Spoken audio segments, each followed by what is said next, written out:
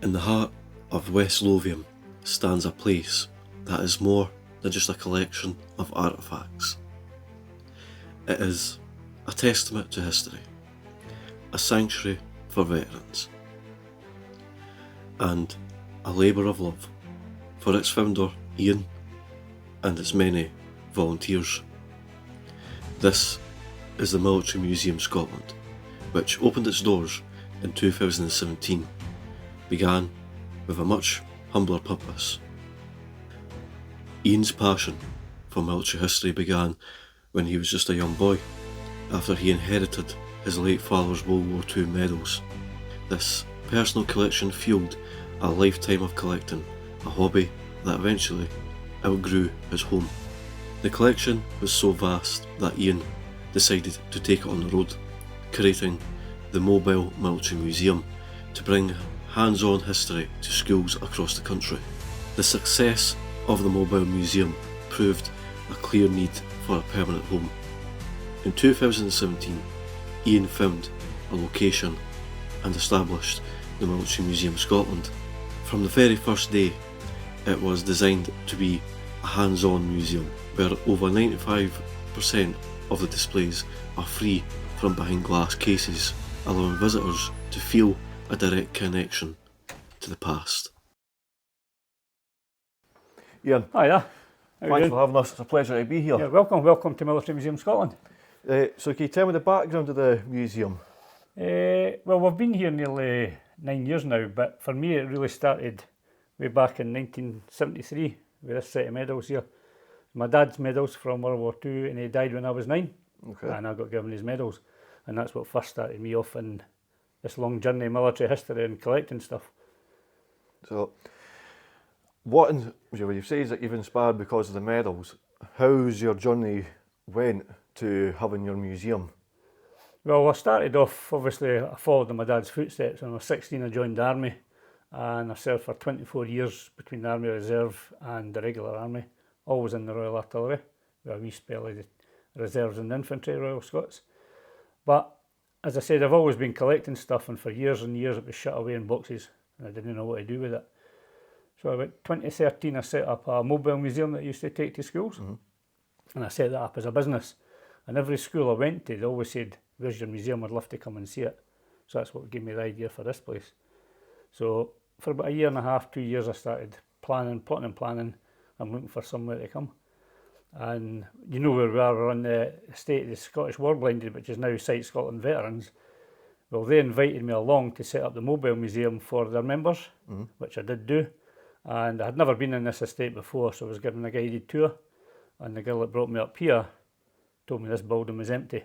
That's when I got the light bulb. And I've been here ever since. And that's it. And that's it. Brilliant. And we've sort of, I mean, you've seen what's inside. It's huge. The collection's huge, the building's not. We've got enough stuff in storage to fill that room another twice. And it's a daily occurrence. People donating things, and it just never stops, which is good. Well, it's got to be one of the most unique museums I've ever been in, because not only is the place just totally full of interesting items, it's not just kept inside, is it? You've also got a lot of items outside as well. That's right, yeah, we started off, that only came around because of COVID, to be honest. During COVID, obviously, with the lockdown, I was in here 7 days a week, and I sort of knocked everything to bits and rebuilt it. And then I was bored after that, what can I do now? So I started buying up bits and pieces of tents and equipment for outside and vehicles and stuff, and it's just snowballed. So we've got, 9 tents out there with different exhibition in each one. We've got about 14 military vehicles and artillery pieces. I've got a World War I trench up the back that I built. And we've also got a remembrance area, our war memorial, where we hold a remembrance service every year. So there is a lot to see. I mean, it is a full day's visit. Well, I've heard that you've got a couple of interesting items that you're keen to share with us. Oh, I've got loads of interesting items. What would you like to see? Well, You tell me. I heard that you've got an interesting World War I uniform that you happened to have acquired a wee while back. From the Somme. Yes, The guy wearing that's the the Somme. one. I have, yeah. Should we go take a Through look? the museum, yeah, go through. Let's Just go. head through that door. No, you go first. Thank you. Right, yeah, so that's the uniform there you were talking about, the one in the corner there with the Irish Guards, captain for the Irish Guards. The guy wore that during the Somme. Lieutenant Colonel Hugh Francis the C.C. Stewart Law. Born in Dublin in 1897, Law was a veteran of 2 world wars. He joined the Irish Guards in 1914, serving on the Western Front and fighting in major battles including the Battle of Lewes, the Battle of the Somme and Passchendaele. For his gallantry, he was awarded the Military Cross in 1917. In the Second World War, as the commanding officer of the 5th Battalion Border Regiment, he was part of the British Expeditionary Force in France. For his leadership during the heroic defence action at WWII and his exemplary command during the Dunkirk evacuation, he was awarded the Distinguished Service Order. The reason I got that was, again, it's going back to the Mobile Museum. One of the schools I first went to was up in Pennycook, and the Lord Lieutenant at the time of Midlothian had heard about a military museum coming to the school, so he visited, and great guy, and he's still a good follower of the museum. Sir Robert Clark's his name. And a couple of days later I got a phone call from him inviting me up to Pennycook House, and he says I might have some bits and pieces for you for the museum, and sure enough that was one of them. But there's a lot more to it than that. If you look at the cabinet up there, Lieutenant Colonel Law, that's what he gave me. Brought it through, plonked it on the snooker table, opened it up, and that uniform there, and there's a few others up there, were all in that uniform, along with bits and pieces like putties and all sorts of different bits of kit. And he started telling me a bit about the story, and that's him there, Francis Law, and that's the memoirs of 2 world wars. So he fought in both world wars. He finished up as a lieutenant colonel, and he went in as a private. That's incredible. And on the back cover, you'll see him there, that's him there, and that uniform there is that one over there. And again, that was a donation to the Mobile Museum, but since I've stopped the Mobile Museum, it's more fitting that it belongs in here, and we can tell the story. And I got the book about a couple of months later, and here you go, dear Ian, here's the book we provided to go with the uniforms.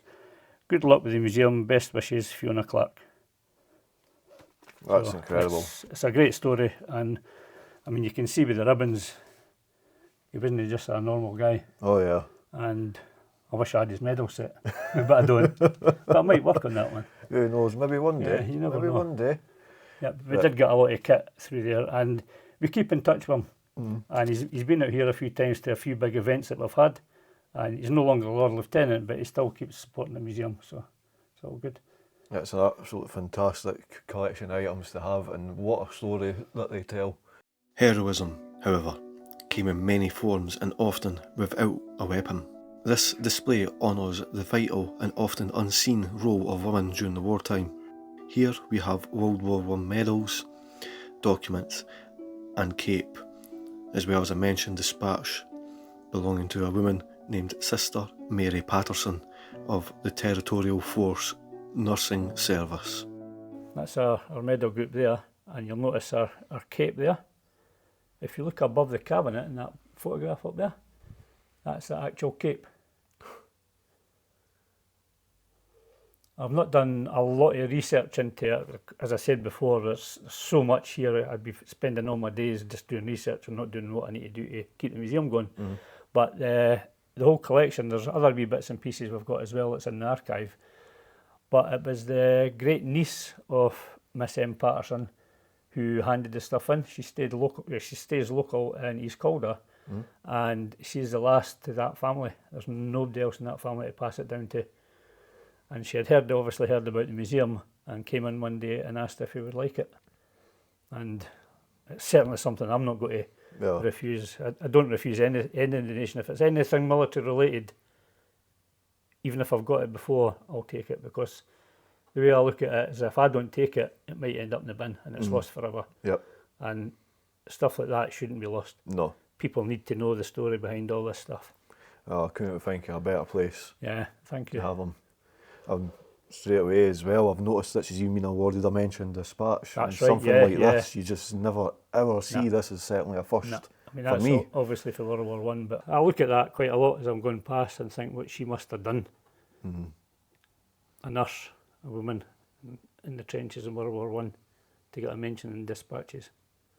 She didn't hand them out to anybody. No. It is incredible. It's such a poignant item Yeah, to oh have. yeah, totally. And it just gives you that reminder of the female contribution to the war everybody effort. was involved, yeah.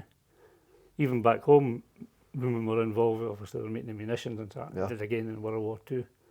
And that alone was an extremely dangerous job. Oh yeah. So what my mother did in Second World War, she was in the munitions factory. A young girl. For Ian, there is one exhibit that holds a particular profound personal significance. When asked about his favourite item in the entire collection, his answer was immediate and deeply felt. Ian, you've got so many items in this museum, it's absolutely incredible. There's just so many stories here being shared. I'm actually lost for words with the amount of stuff that I can see just in front of me here and up here. But the thing I want to know now is, what is your personal favourite item? Oh, that's a hard one. No, it's not. You're standing in front of it. That's my, as I said earlier, that's my dad's medals from World War II. And it is my favourite, always will be, because it's part of my journey in life and it's part of the museum's journey.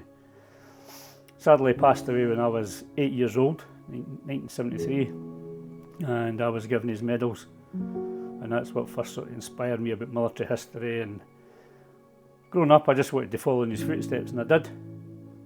Joined the army at 16, joined the Royal Artillery, and that was my journey. And most of the things in this cabinet belong to my dad, but there's a few bits and pieces, like there's a model I've added to what he was doing in the desert and stuff like that. That's actual paperwork that he used when he was controlling the guns. And obviously he was on D-Day +1, so I've got a bit of sand from all the beaches on D-Day. But everything else was his. Astoundingly, I can see that he's been given 2 gallantries.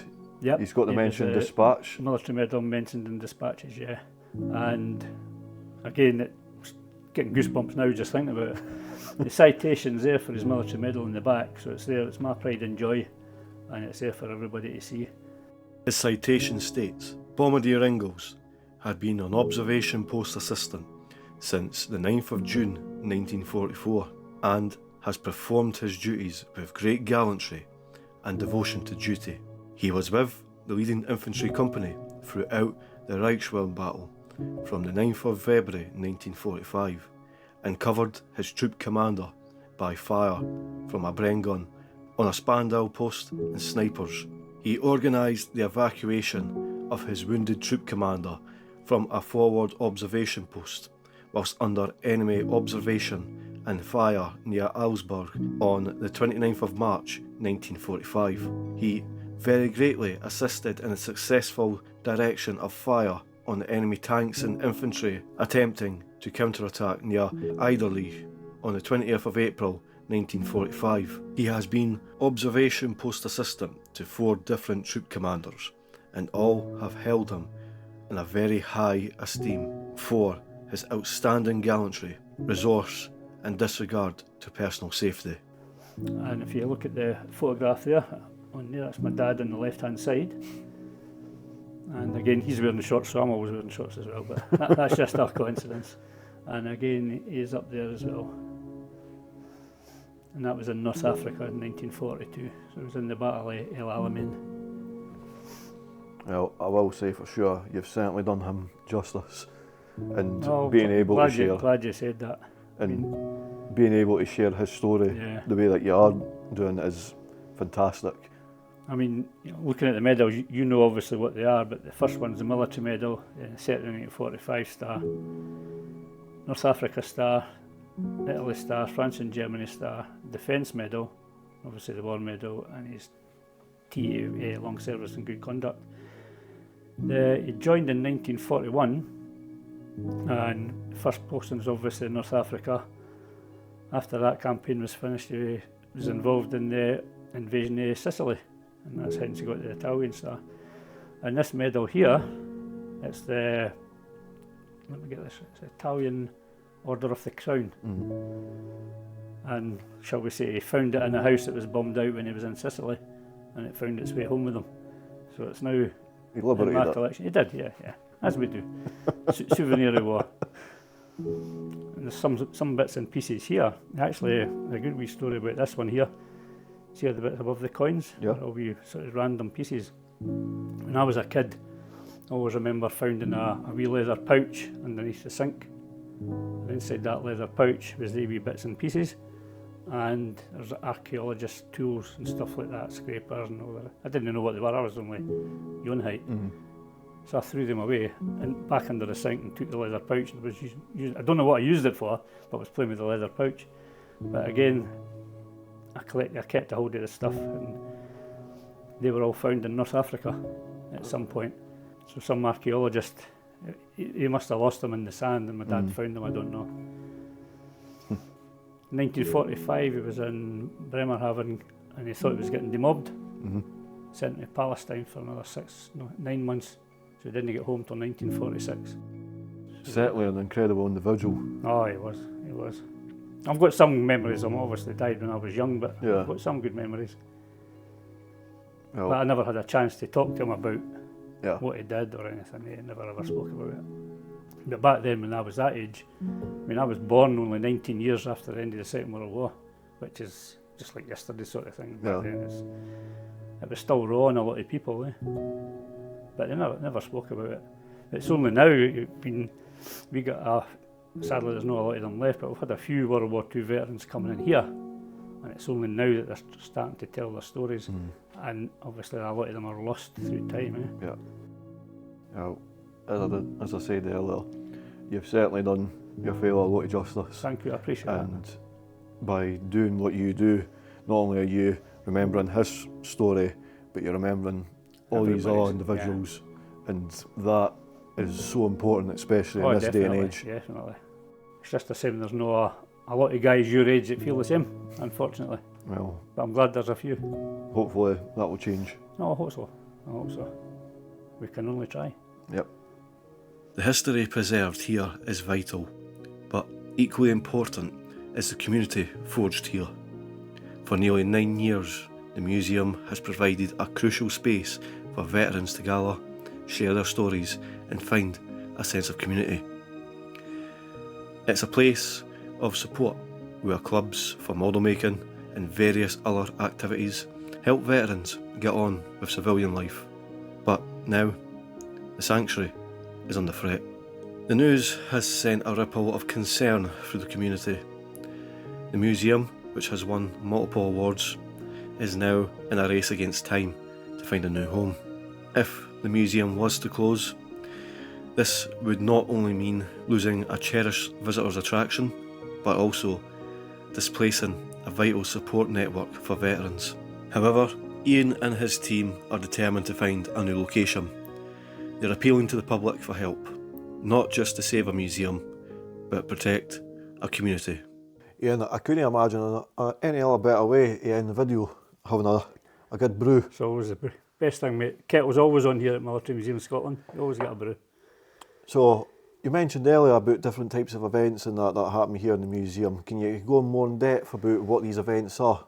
Yeah, certainly can. When anybody hears the word museum, people think it's a boring thing, stuffy museum. This is totally different. We are a multi-award winning museum. We're also a unique education resource, but above all, we're a veterans hub. There's so much we do. Being a veteran myself, there's so much that we do to help and support veterans. Because as soon as you leave the military, you're forgotten about it, left in the scrap heap, and nobody cares. Nobody cares other than veterans.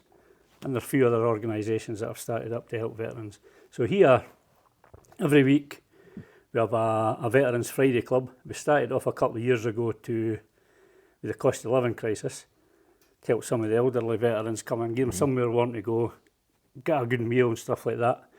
But over the winter it was so popular, we've just kept it going. That's been going for 3 years now. So every Friday without fail, they come in here.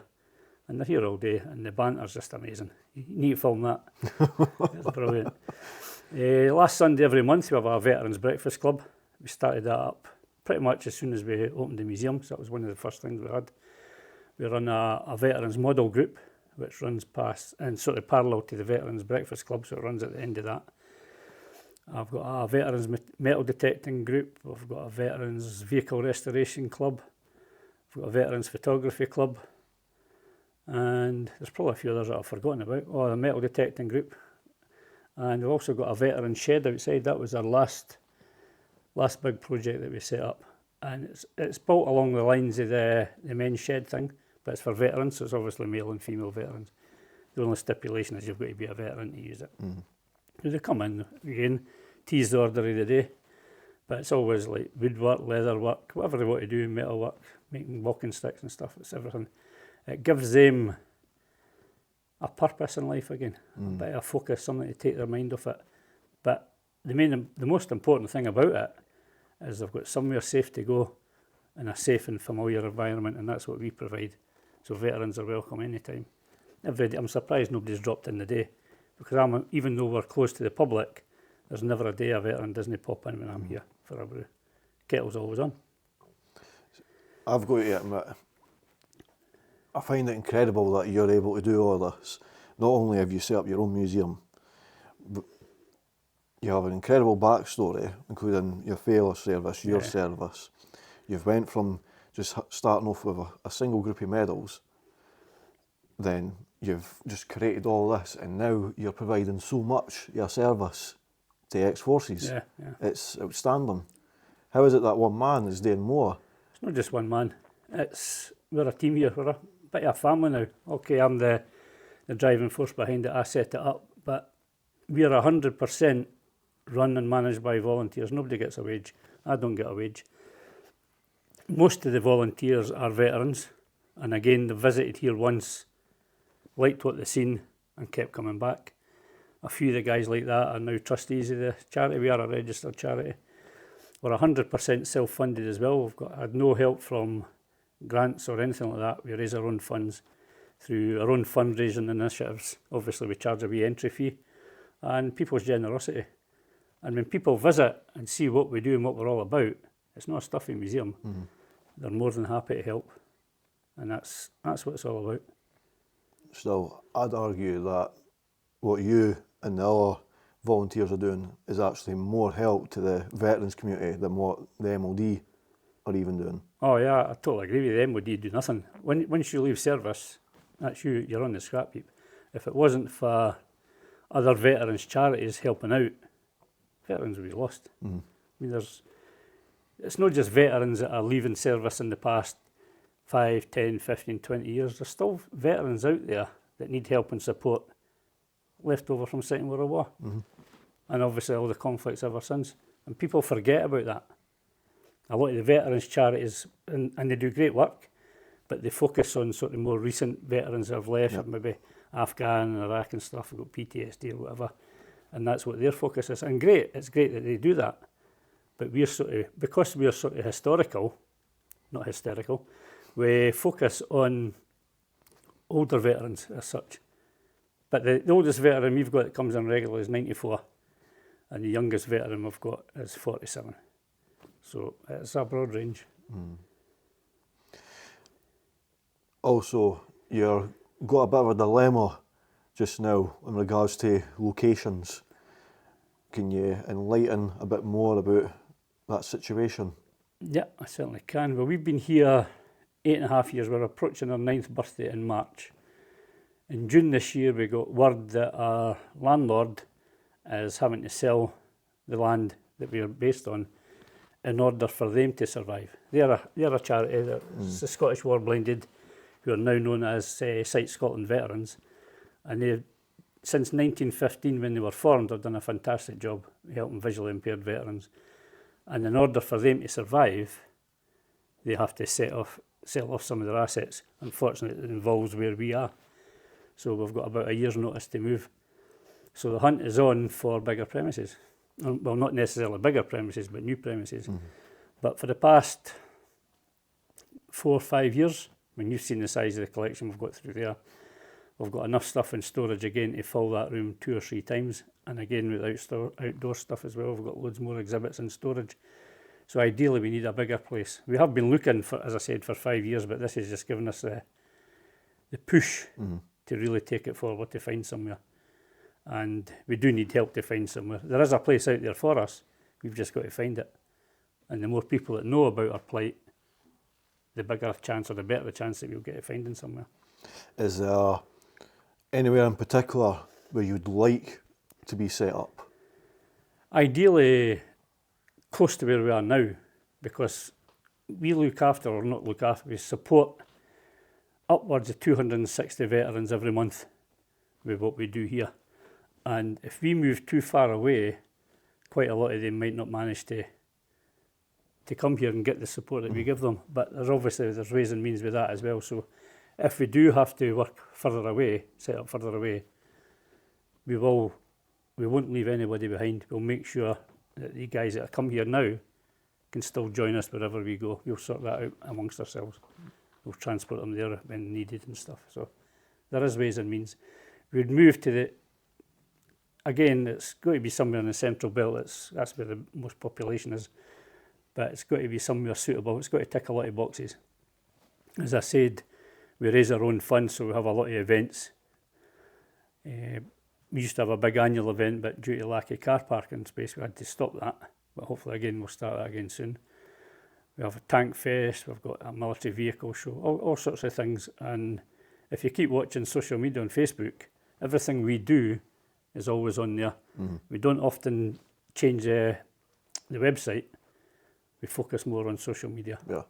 And that's how we reach a lot more people. So there's always a lot of things happening.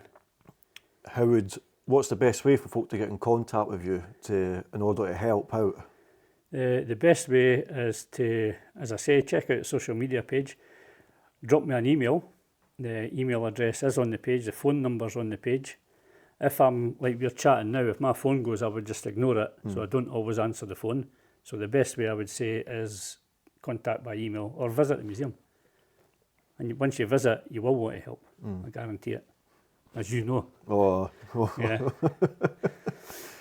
Well, Ian, again, thank you for taking the time to speak to us. It's greatly appreciated, and thank you for sharing all these incredible stories. No, thank you for coming along and recording them. That's what it's all about. Much appreciated. Thank you. Thank you. What the Military Museum Scotland represents cannot be quantified merely in square footage or the number of items on display. It is a vital, living institution that bridges the past and the present. Within these walls, you find not just the uniforms and other belongings to extraordinary people like Lieutenant Colonel Law or Sister Mary Patterson, or the personal courage of Bombardier George Inglis, but the very soul of Scotland's service history. It's a place that serves multiple masters, preserving the scarce history that must never be forgotten, while simultaneously operating as an active community hub. This is where veterans find their home again, attending regular breakfast clubs for connection and participating in other clubs and activities that provide support and structure. It's a sanctuary, a place of healing, and a dedicated educational resource, all rolled into one. The looming deadline is not just an eviction. It's a threat to erase years of dedicated work and dismantle a vital support system for those who have given the most. The fight to find a new home is a fight to preserve not just artefacts, but community and dignity. It is a testament to the enduring importance of the museum that we must ensure these stories and the people who gather here have a future and are never forgotten.